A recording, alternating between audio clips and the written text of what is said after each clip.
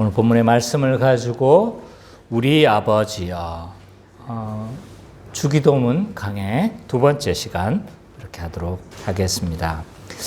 지난주는 주로 이제 주기도문이 기록되어져 있는 두 본문을 우리가 좀 살펴봤습니다. 마태복음과 누가복음을 살펴보면서 주기도문이 어떤 위치를 차지하고 있는지, 또한 주기도문이 어떤 메시지를 전하려고 하는지 이런 성격에 대해서 우리가 좀 살펴봤습니다. 먼저 이제 마태복음의 주기도문을 살펴보면 산상수훈의 위치에 있다고 이야기를 했습니다. 그래서 이 산상수훈의 문학적으로 봐보면 이 중심의 위치, 주기도문은 중심에 차지하고 있다라는 걸 우리가 살펴봤어요. 그래서 이 주기도문이 말하려고 하는 것은 뭐였습니까? 하나님 나라 백성의 윤리다. 하나님 나라 백성은 어떻게 살아야 되는가? 새 언약 백성은 어떻게 살아야 되는가? 이런 부분에 대해서 이야기를 하고 있는데, 그래서 그 중심을 차지하고 있다는 건 뭐예요? 하나님 나라의 백성은 이 주기도문을 소망하며 주기도문을 기도하면서 살아가는 자가 하나님 나라 백성이다 라는 걸 우리가 살펴봤어요. 그러면 그 내용이 뭐냐라고 했었을 때 주기도문의 내용은 뭐라고 했어요? 하나님 나라를 구하는 것과 하나님 나라의 의를 구하는 그러한 삶이다. 그래서 이것을 예수님은 이렇게 요약하고 있다고 했어요. 먼저 그 나라와 그 의를 구하라. 그리하면 이 모든 것을 너희에게 주시리라 라고 그렇게 주기도문을 요약한 것처럼 그렇게 말씀하고 있는 거죠. 그래서 이 하나님 나라 백성은 어떤 자냐? 하나님 나라와 그의 의를 구하면서 살아가는 자가 하나님 나라 백성이다. 이것을 소망하면서 살아가는 자가 하나님 나라 백성이라는 것을 이 마태복음에서는 좀 설명해 주고 있는 거예요. 문맥에서. 두 번째로 이제 누가복음에 나타난 주기도문을 우리가 살펴보면 이 누가복음에서 나타난 주기도문은 제자들의 요청에 의해서 이 주기도문을 가르치시는 거죠. 제자들이 어떤 요청을 하냐면 우리에게 기도를 가르쳐 달라고 이야기를 하는 거예요. 근데 여기서 우리가 생각해야 될 것은 기도의 방법을 가르쳐 달라는 것이 아니라 기도의 내용을 가르쳐 달라는 것이었다. 그래서 어떤 말이냐면 제자들의 요청은 우리가 어떤 내용을 가지고 기도해야 합니까? 우리가 하나님 나라 백성이고 하나님 나라가 이 땅에 왔다면 어떤 것을 우리가 기도하면서 살아가야 되겠습니까? 라는 질문인 거죠. 그래서 그때 가르쳐 준 기도가 주기도문인 거죠. 그래서 이 주기도문은 하나님 나라 백성의 정체성을 담은 기도다 라고 할 수 있어요. 하나님 나라 백성은 이러한 것들을 기도하면서 살아가야 되는 거다. 그럼 그 내용이 뭐냐? 하나님 나라와 그의 의를 구하면서 살아가는 것이 하나님 나라 백성의 정체성의 기도다 라는 것을 알 수가 있는 거예요. 그래서 마태복음에 나타난 주기도문, 누가복음에 나타난 주기도문 서로 상황과 배경이 달라요. 그럼에도 불구하고 동일한 내용을 강조하고 있다. 그건 뭐다? 하나님 나라 백성은 이러이러한 것들을 소망하면서 기도하면서 살아야 된다. 그래서 이 주기도문을 가리켜서 우리의 선배들은 우리의 소망이다. 사도신경을 우리의 믿음이다. 십계명을 우리의 사랑이다 라고 하면서 믿음, 소망, 사랑으로 여기면서 아주 중요하게 취급했다는 것을 우리가 지난주에 좀 살펴봤습니다. 자, 오늘부터는 구체적인 주기도문의 내용을 하나씩 살펴보도록 하겠습니다. 근데 첫 번째 청원에 들어가지 않고 하나님을 부름에 있어서 2시간을 할애하게 될 겁니다. 하늘에 계신 우리 아버지여. 아버지를 부르는데 아버지를 부름에 있는데 이 부분을 두 번에 걸쳐서 설교할 거예요. 보통 이 부분을 세 번에 걸쳐서 다른 목사님들은 설교를 해요. 하늘에 계신 우리 아버지여. 이렇게 이제 보통 이제 세 가지를 놓고 설교를 하는데 저도 그럴까 고민을 하다가 두 개를 좀 합치기로 생각을 했습니다.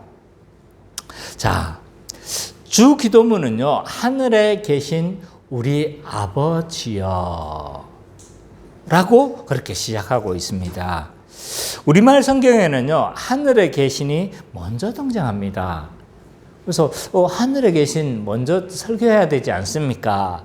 이런 생각을 가졌지만 원어 성경에는요, 가장 먼저 등장하는 단어가 아버지여가 먼저 등장을 하고 있습니다. 그래서 제가 먼저 저뿐만 아니라 다른 목사님들도 다 이 아버지여를 먼저 설교를 합니다. 왜냐하면 헬라어 순서를 좀 따르는 거죠. 그래서 아버지여가 가장 먼저 등장되어져 있는데 주기도문에서는 그냥 아버지라고 번역이 되어져 있지만 실제로는 아빠예요. 아빠. 그래서 어떤 신학자들은 이 용어를 아빠라고 번역하면 안 된다, 이렇게 주장하는 사람들도 있습니다. 왜냐하면 아버지와 아들의 특별한 관계를 나타내는 용어가 이 아빠라는 용어인데 잘못 이해를 하고 있다, 이렇게 주장하는 사람들도 있습니다. 그러나 오늘날 대부분의 신학자들은요, 그렇게 생각하지 않습니다. 그 당시 이 아빠라는 용어는요, 이 친밀하게 아빠와 아들 간에 부르는 뭐예요? 가족 언어였어요. 그래서 특별한 하나님과 아들인 예수님과의 특별한 관계를 나타내는 용어는 아니다. 그래서 하나님을 친밀하게 부르는 그러한 용어다라고 우리는 이해를 해야 할 것 같습니다. 그렇게 보는 것이 맞습니다. 그래서 성도는 하나님을 있잖아요, 아빠, 아버지여라고 부르는 그런 존재가 되어버린 거예요. 아빠.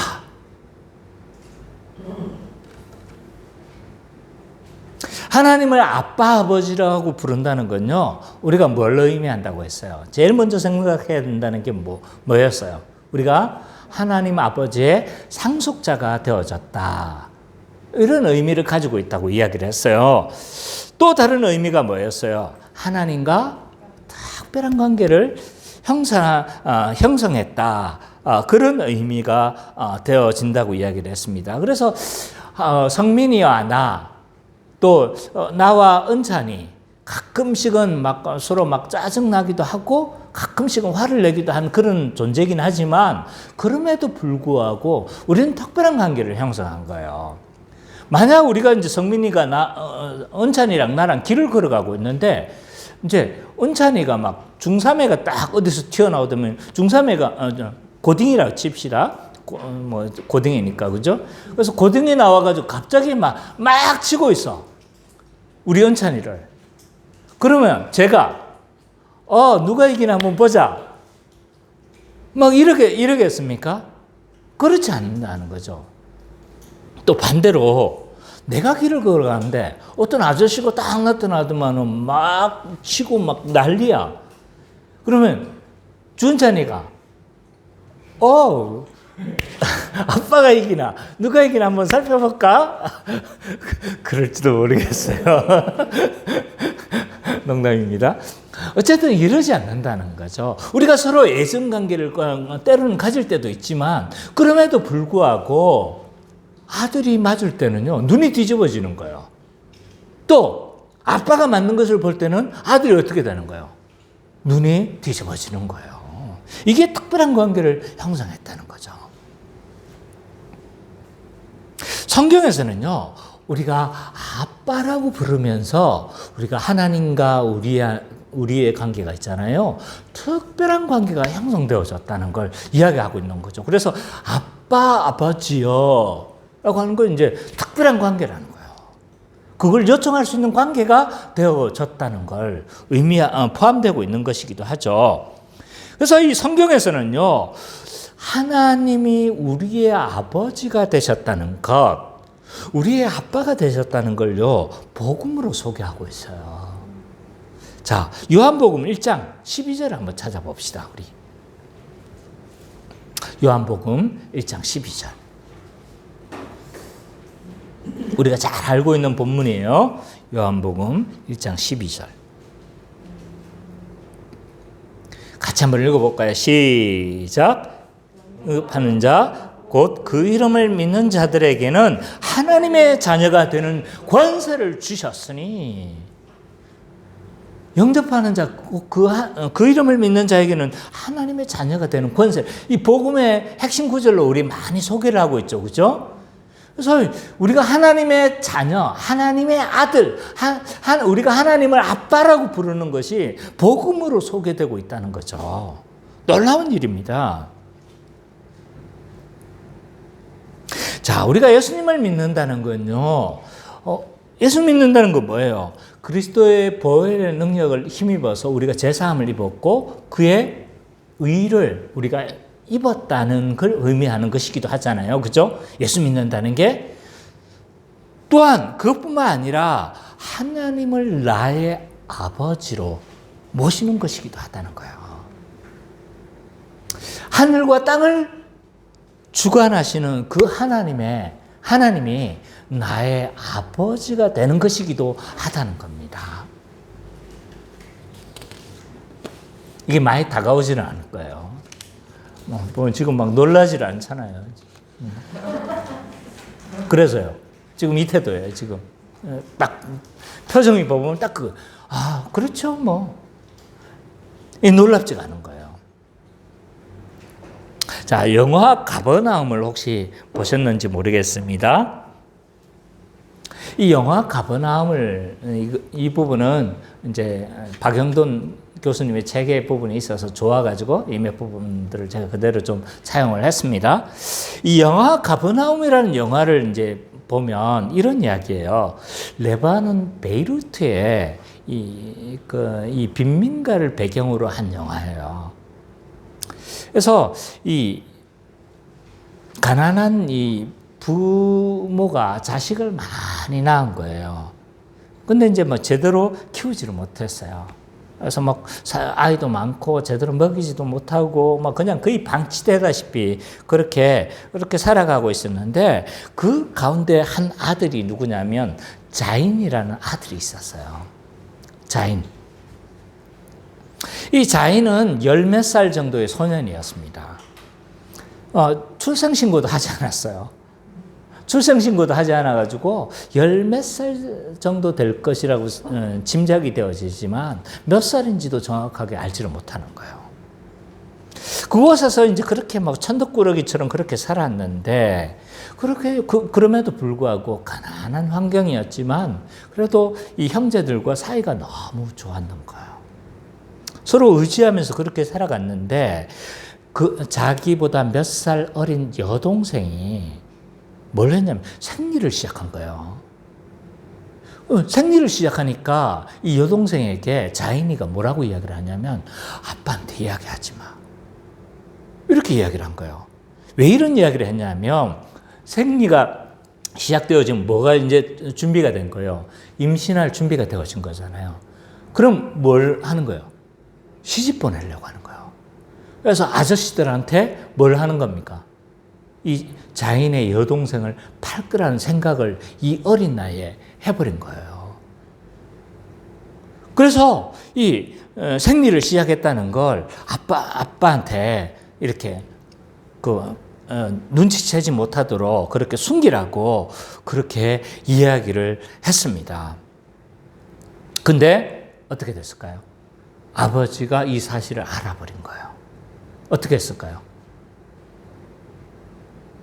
이 여동생을 이 돈 많은 이 아저씨, 자기보다도 수십 살 위에 그 아저씨하고 그렇게 시집을 보낸 게 아니라 거의 팔아넘긴 거예요. 근데 이 아저씨한테 넘기기 직전에 이 자인이가 동생을 데리고 도망칩니다. 근데 도망치다가 잡혀버려요. 그래서 엄청나게 두드려 맞고 동생은 결국 그 아저씨와 그렇게 결혼을 하고 말아버립니다. 근데 그렇게 살아가다가 이 동생이 죽었다는 소식을 듣는 거예요. 이 동생을 찾아가 보니까 하해를 하고 그냥 죽어 있는 그런 완전히 아마 학대를 받은 것 같아요. 그래서 죽어버린 거예요. 그래서 이 자인이라는 주인공이 어떻게 하냐면 그 사람을 죽이기 위해서 복수를 하면서 결국은 찾아가서 죽여버립니다. 그래서 결국 잡히죠. 잡혀서 이제 법정에서 재판을 받습니다. 재판을 받는데 이제 막 이 아이가 그 이제 살인을 한 거잖아요. 그것 때문에 해야 되는데 갑자기 이 자인이라는 친구가 고소를 해버려요. 누구를 고소해버리냐면 아빠를 고소를 해버립니다. 왜? 제목이 뭐냐?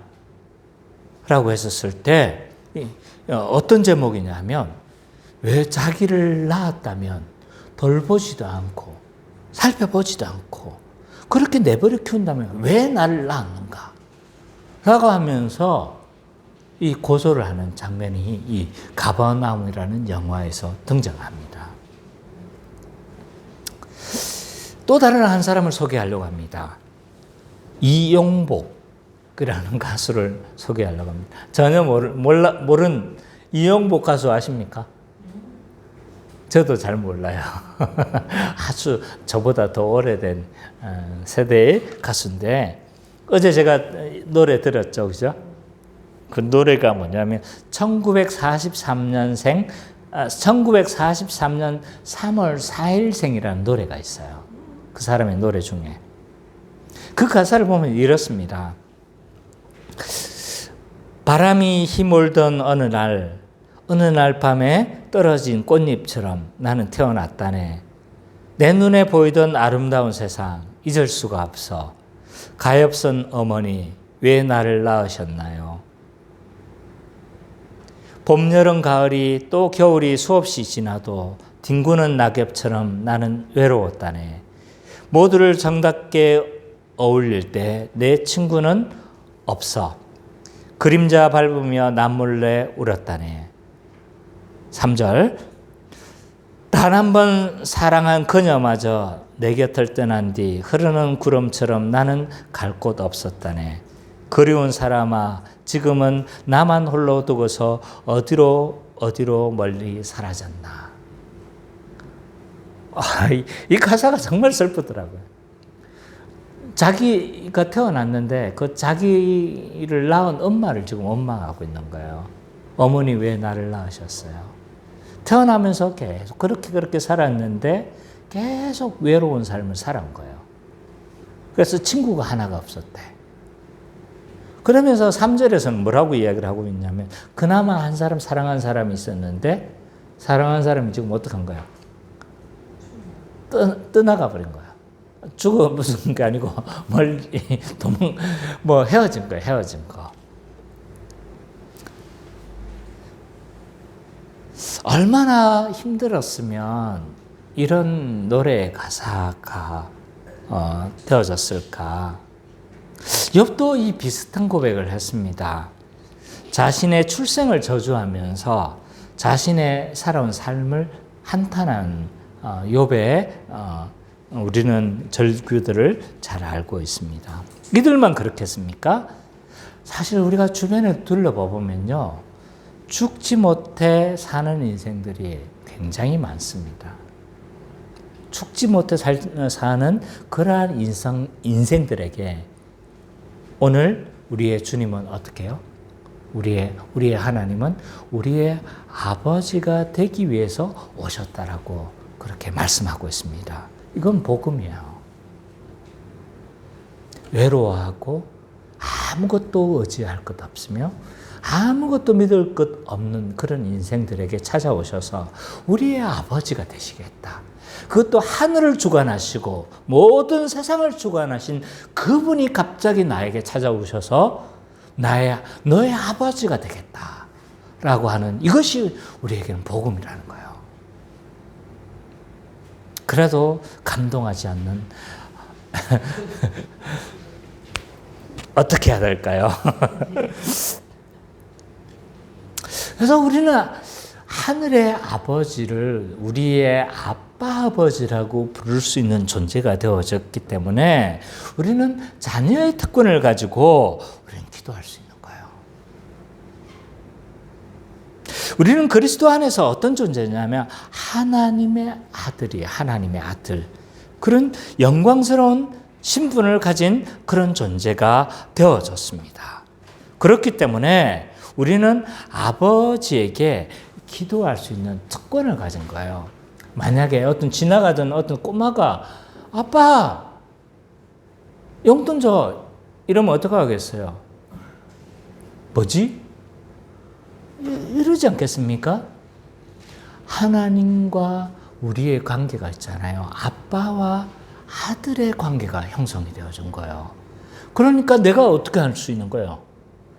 아버지요, 아빠, 이것을 나에게 달라고 그렇게 우리 은찬이가 잘하는 막무가내로 용돈 달라고 하는 이런 관계가 형성되어 버린 거예요.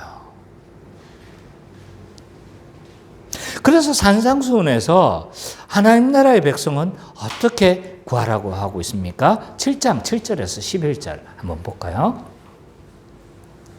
다 찾아봐요. 7장 7절에서 11절. 우리 선미자매가 한번 읽어주십시오.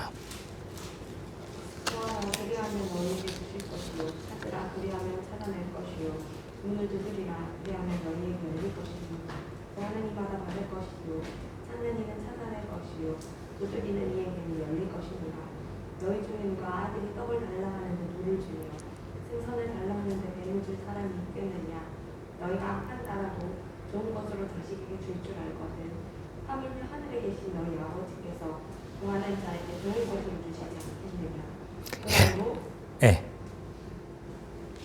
그러므로 무엇이든지 남에게 대접을 받고자 하는 대로 너희도 남을 대접하라. 그것이 율법이요 선지자니라. 자, 예수님은요, 하나님 나라의 백성은요, 하나님과의 아들의 관계를 믿고 뭐 하라는 거예요? 기도하라고 이야기를 하고 있어요. 기도하라고. 이러한 관계의 유익을 누리기 위해서는요, 가장 필요한 게 뭐냐 하면, 하나님과 우리의 관계가 특별한 관계가 되었다는 걸 인식하는 게 중요한 것 같아요. 그리고 인식하는 것뿐만 아니라 이걸 믿는 게 중요한 것 같아요.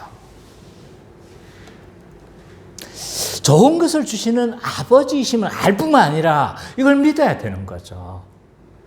이런 관계의 유익을 누리기 위해서는 이것이 반드시 필요한 거예요. 우리의 모든 복의 원천은 아버지께 있어요. 근데 그 복을 누림에 있어서 반드시 믿음과 관계인식에 대한 관계인식을 함과 동시에 그거에 대한 믿음이 필요한 것 같아요. 탕자의 비유를 한번 보세요. 탕자의 비유를 보면요, 그는 아버지를 떠나죠. 아마 아버지에 대해서 오해했던 것 같아요. 그게 어떤 것인지는 분명하지 않지만 그는 아버지를 오해했어요. 그래서 자기의 분깃을 요구하면서 아버지를 멀리 떠나죠. 그리고 그 분깃을 가지고 자기를 위해서 허랑방탕하면서 그렇게 살아가요. 근데 그 상황이 어떻게 되는 거예요? 비참한 상황에 처하게 되어지죠. 그 비참한 상황을 잘 보여주고 있는 게 돼지와 지엄 열매예요. 유대인들은요, 돼지를 치는 사람들이 아니에요. 왜냐하면 돼지는 어떤 짐승이다? 부정한 짐승. 율법을 보면 부정한 짐승인 거예요. 그래서 돼지를 치지를 않아요. 근데 지금 누구를 치고 있는 거예요? 돼지를 치고 있어요. 거기다가 뭘 먹습니까? 지엄 열매를 먹고 있는 거예요. 이 지엄 열매는요, 사람들이 먹기는 먹었다고 해요. 그러나 사람들이 먹기에 그렇게 썩 합당한 열매는 아니에요. 아주 비참한 상황에 있다는 걸 보여주고 있어요. 근데 그는 아버지 안에서의 복됨을 기억하는 거예요.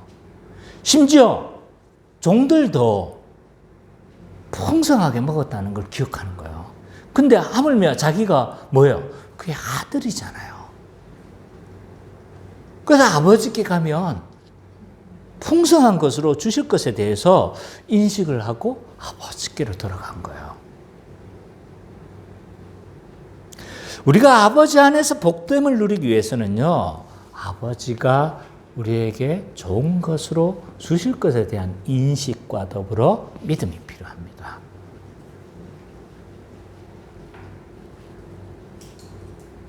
우리가 아버지가 없는 것처럼 우리는 자기 본의적으로 살아가요. 뭐 도무지 기도를 안 해. 그러면서 내가 다 이룰 수 있는 것처럼 그렇게 살아가요. 정말 신앙이 좋다고 하는 사람들도. 그리고 우리의 모든 모습들이 사실 그래요. 아버지가 없어도 난 잘 살아가고 있다는, 살아갈 수 있는 것처럼 그렇게 자신하면서 하나님을 의지하면서 우리는 의지하지 않으면서 자기 본의적으로 그렇게 살아가요. 결과적으로 뭐가 문제냐?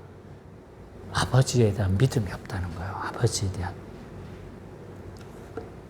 믿는다고 하면서 왜 우리는 간구하지 않는가? 왜 우리가 믿는다고 하면서 어떤 어려운 일들이 닥치면 어떤 다른 것들을 의지하는가? 돈을 의지하는가? 왜 다른 것들을 의지하는가? 결국은 좋은 것을 주시는 아버지를 믿지 않기 때문이 본질적인 문제인 거예요.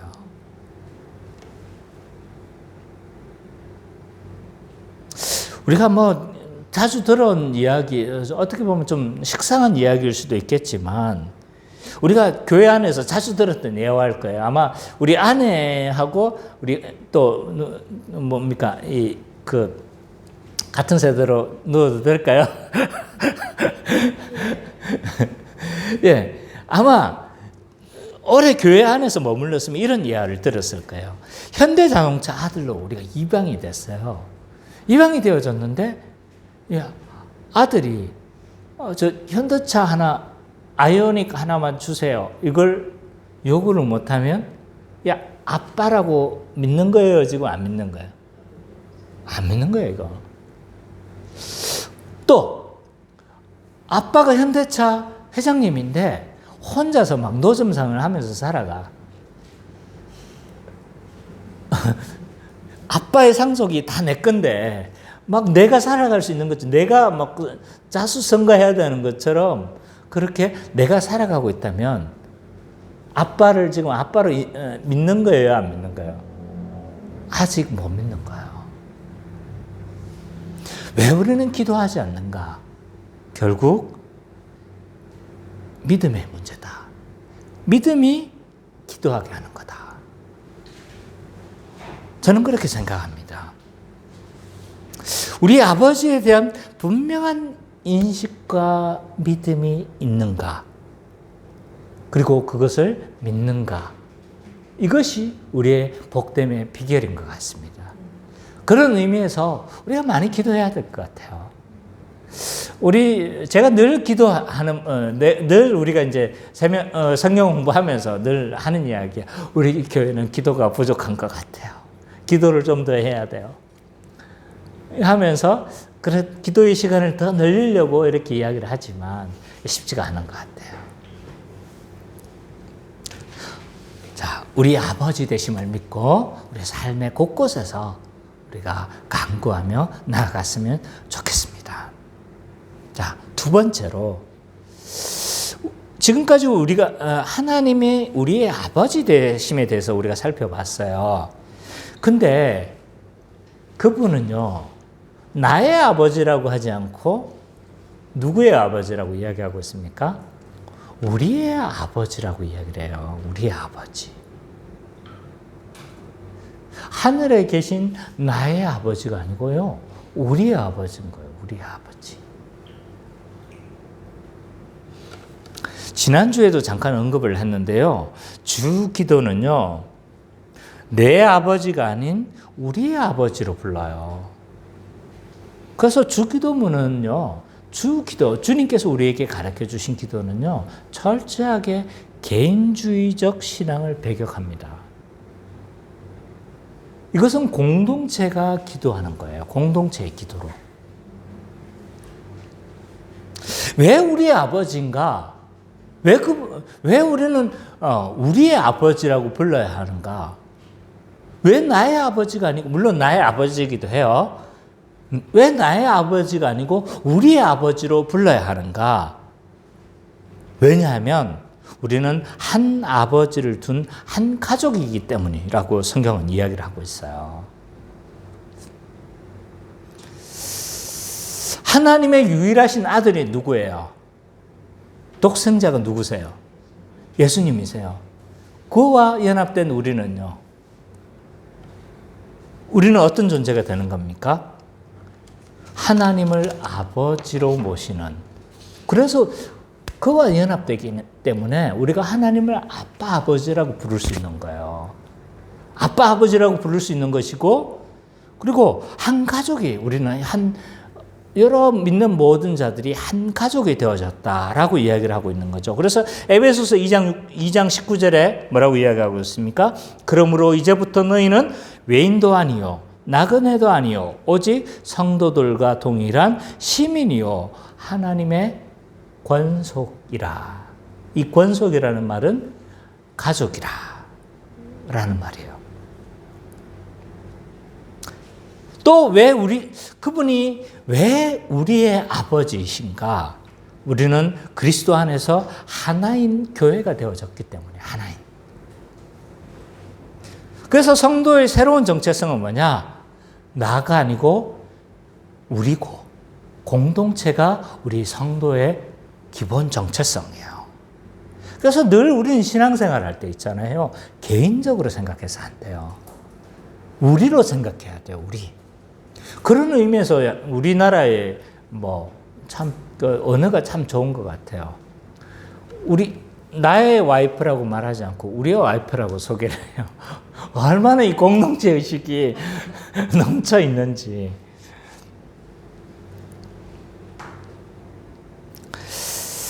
그래서 우리는 세 사람이 되어진 거죠.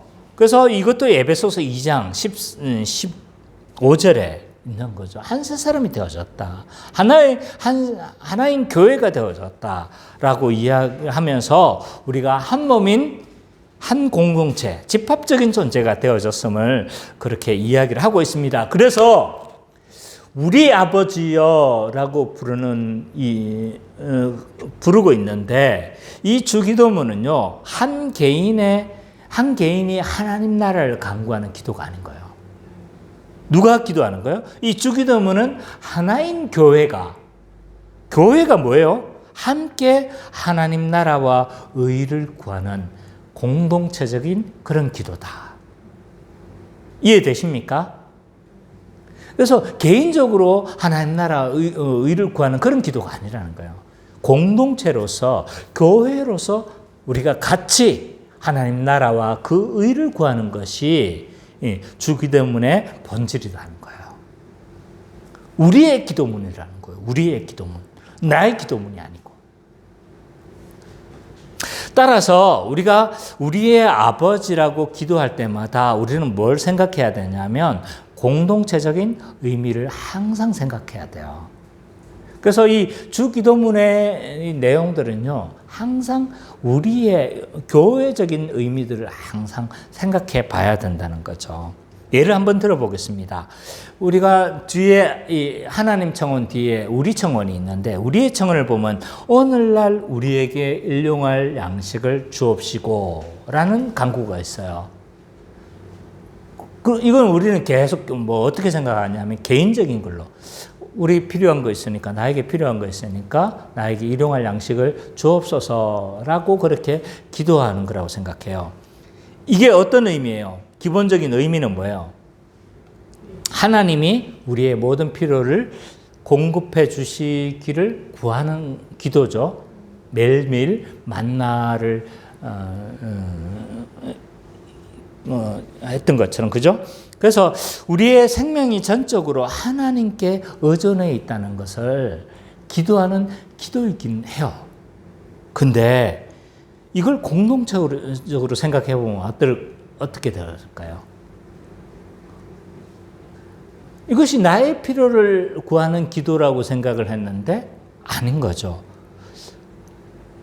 오늘날 우리에게 일용할 양식을 주옵시고, 그러니까 교회 전체의 양식을 구하는 기도인 거예요. 또 다른 말로 표현하자면 자신에게 주신 이 양식을 또 다른 교회와 함께 나누겠다는 그런 서원의 기도이기도 하다는 거예요. 우리는 늘 한 몸이라는 생각을 뼛속 깊이 가져야 합니다.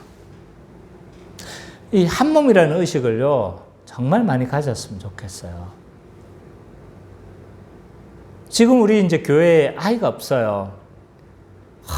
나는 가끔씩 제가 교제하고 있는 목사님들 교회 이제 이야기를 들으면 아이들이 막 와 하고 뛰어다니는 것 때문에 막 골머리를 앓고 있다고 이야기를 제가 들었어요. 저는 제발 그런 교회 지금 경험하고 싶어요. 막 아이들이 저 뒤에 다음에 더 좋은 자리가 되었으면 좋겠지만, 예, 앉아서 그냥 아이가 누워가지고 이렇게 있는 모습도 보고 싶어요. 그때 누구 집 아이구나 이게 아니라 누구의 아이인 거예요? 우리 교회 아이구나. 그러면서 막 서로 이뻐해 주면서 쓰다듬어 주고 안아주고 이랬으면 좋겠어요. 누가 먼저 이 일들을 하시겠습니까? 누가 먼저? 제일 빨라 보여요, 지금.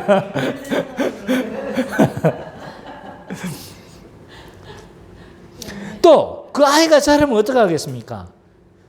많은 목사님들이 지금 겪고 있는 와 하면서 뛰어다니겠죠. 물론 조심시켜야 될 거예요. 예배 시간은 너무 방해가 되면 안 되겠죠.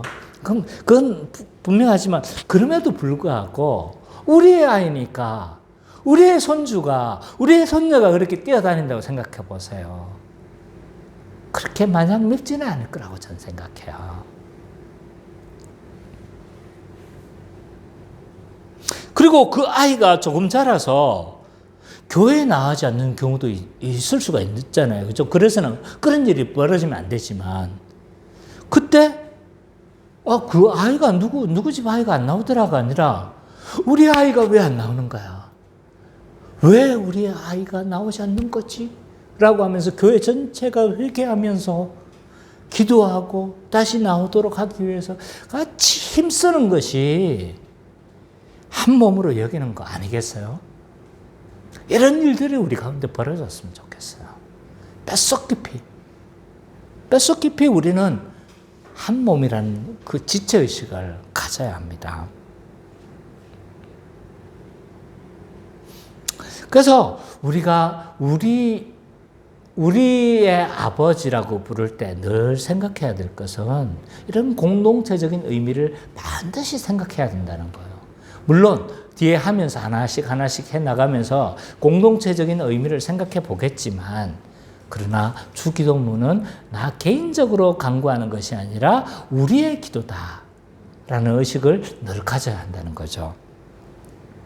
그리고 우리의 기도라고 우리 아버지여라고 할 때 이 우리는요 그 안에 또 다른 의미가 또 포함되어져 있어요. 뭐냐면 선교적 의미도 있어요. 그 안에 선교적 의미도.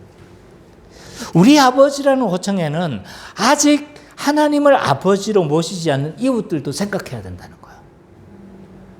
그들을 복음을 전함으로 말미암아 아버지께로 인도하고 그들이 아버지로 부르도록 하는 선교적 사명도 그 안에 포함되어져 있다. 이건 박영돈 교수님이 하신 말씀이에요. 자, 지금까지 주기도문의 첫 부분,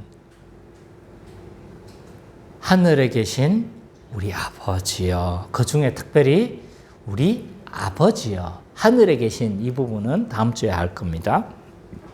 그래서 우리가 살펴봤습니다.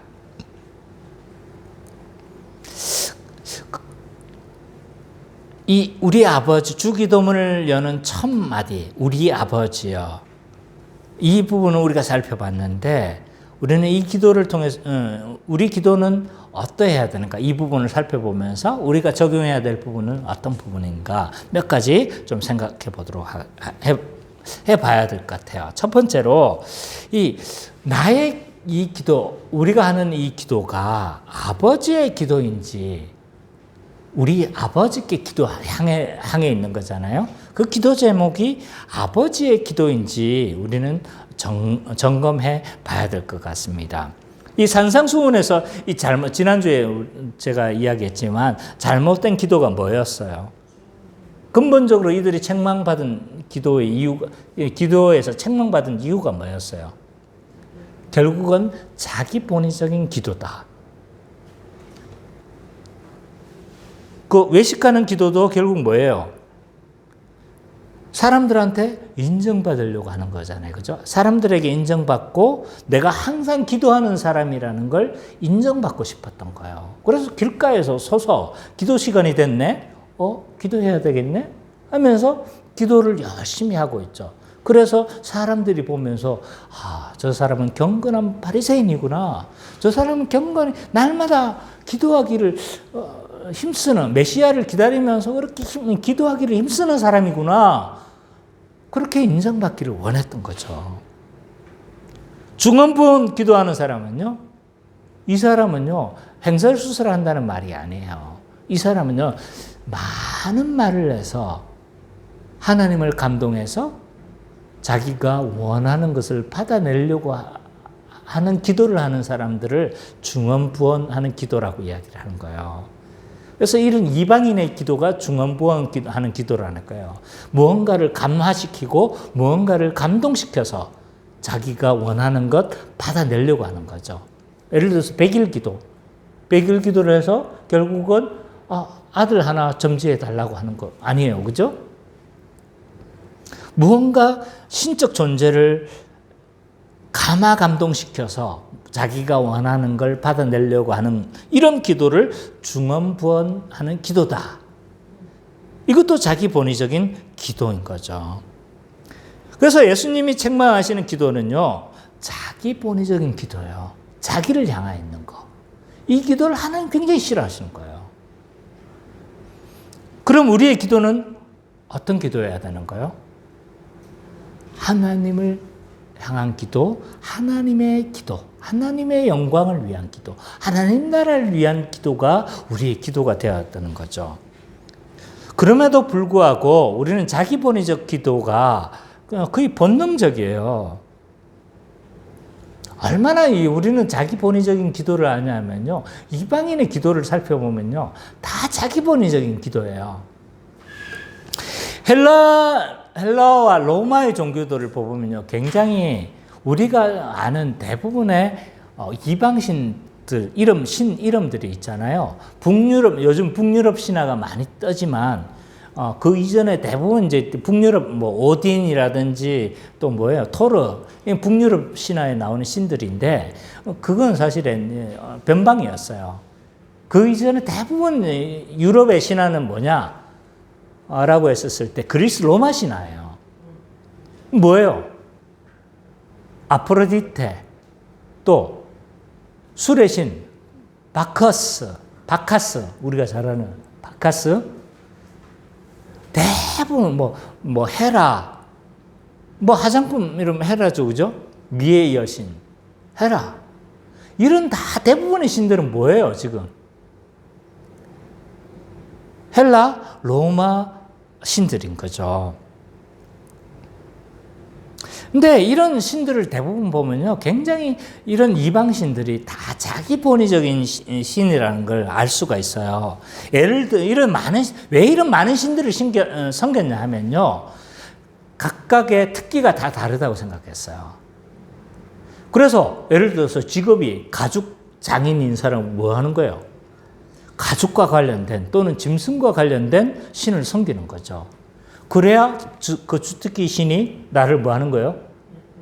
복을 주고 잘 될 거라고 생각하는 거죠.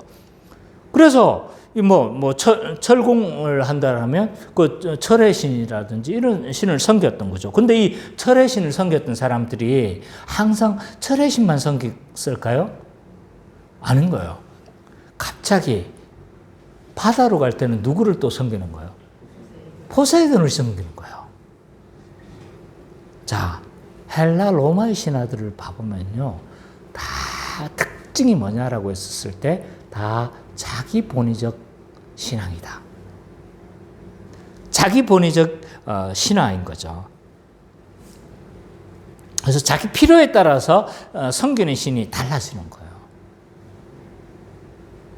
지극히 자기 본위적이죠. 이런 자기 본위적 신앙의 형태는요, 여전히 오늘날 우리에게도 계속 면면이 흘러요. 이런 것들이. 옛날에만 그랬냐? 아니에요. 필요에 따라서 우리는 신을 섬겨요.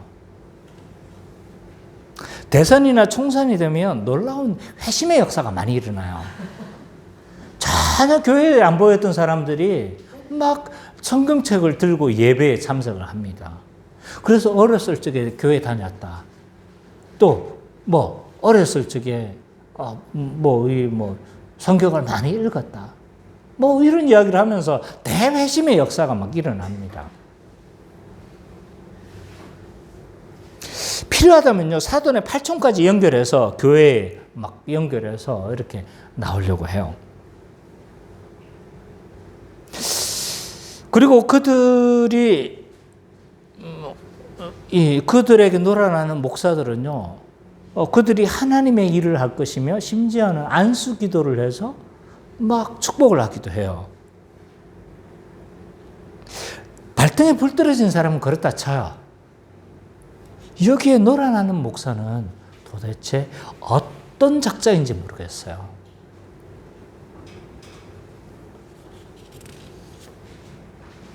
이런 자기 본위적인 신앙의 형태는요, 필요하다면요, 하나님 아니라 누구도 하는 거예요. 부처님도 끌어다 쓰고, 용하다 싶으면요, 산신도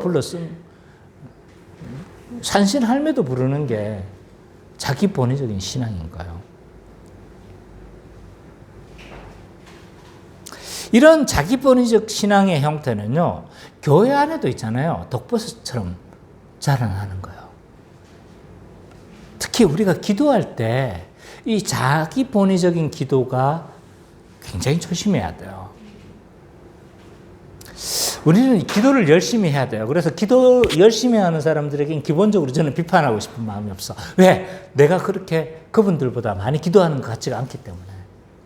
그럼에도 불구하고 기도할 때 우리는 우리 아버지의 기도인지 늘 생각해야 돼요. 열심히 더더욱 기도한다면요, 내가 아버지의 기도 제목을 가지고 기도하는지를 살펴봐야 된다는 거죠. 자, 우리는 교회마다 기도를 독려하기 위해서 다니엘 기도회다, 특별 새벽 기도회다, 온갖 이름을 붙여서 기도회를 독려를 합니다. 근데 기도의 독려를 하는 건 좋아요. 우리가 하나님 나라를 구합시다. 하나님 나라와 의를 구합시다. 하면서 그렇게 독려한다면 괜찮아요. 근데 그 대부분의 많은 교회들이 하나님 나라와 의를 구하기 위해서 이렇게 기도회를 독려하기보다는 사회 승진, 또 내가 축복하는 거, 축복받는 거, 자녀가 합격하는 거, 자녀가 승진하는 거, 이런 것들로 독려를 한다는 거예요. 그래서 이런 분위기로 인해서 자기 본위적 기도회로 흐르기가 굉장히 쉬운 환경이 조성되기가 쉬운 거죠. 반면에 본인도 어떻습니까? 교회도 그렇고 본인도 그런 거예요. 문제 없는 사람 있습니까? 문제 있어요? 없어요? 있잖아요. 그죠? 우리는 서로 기도 제목을 서로 나누니까 어떤 문제를 가지고 있는지를 안단 말이에요. 자기도 문제를 가지고 있으니까 교회에서 그렇게 자극을 해.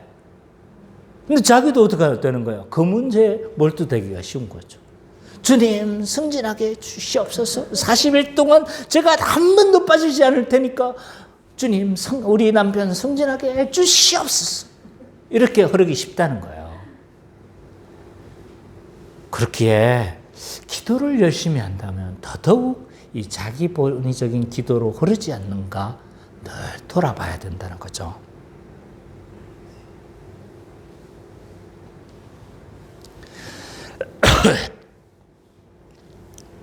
또 우리의 기도는 또 어때야 되는가라고 했었을 때 두 번째로 생각해 볼 수 있는 것은 우리를 위한 기도인지 점검해 봐야 합니다. 자, 주기도문은 누구의 기도라고 했어요? 나의 기도라고 했습니까? 우리의 기도예요. 공동체의 기도예요. 공동체의 필요를 위한 기도입니다.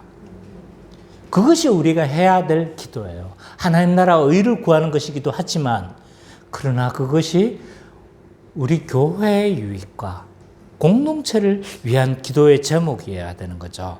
그래서 날마다 이 자기 본의적인 것도 경계해야 되지만 또한 이것이 공동체적 기도인가도 우리는 생각해 봐야 됩니다.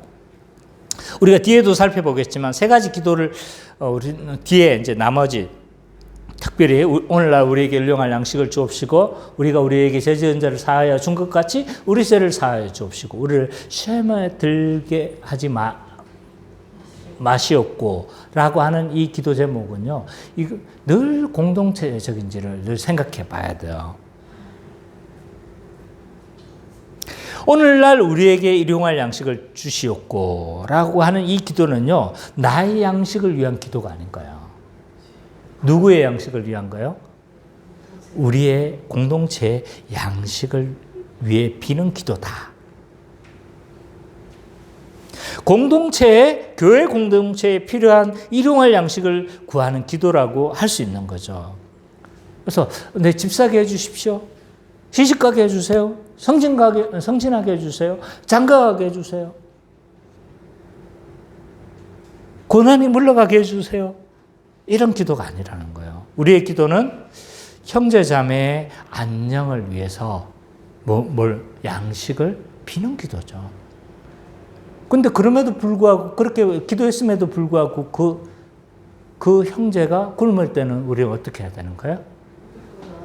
그렇죠. 우리의 것을 나누어서 같이 나누겠다는 그런 서원의 기도이기도 하다는 거예요. 우리 그때 가서 좀 더 자세히 살펴봅시다. 또 우리가 우리에게 죄 지은 자를 사하여 준 것 같이 우리 죄를 사하여 주옵시고 라고 하는 이 기도는요, 우리 죄, 나의 죄를 간구하는 것이기도 하지만 우리 공동체의 거룩을 위한 기도이기도 하다는 거예요.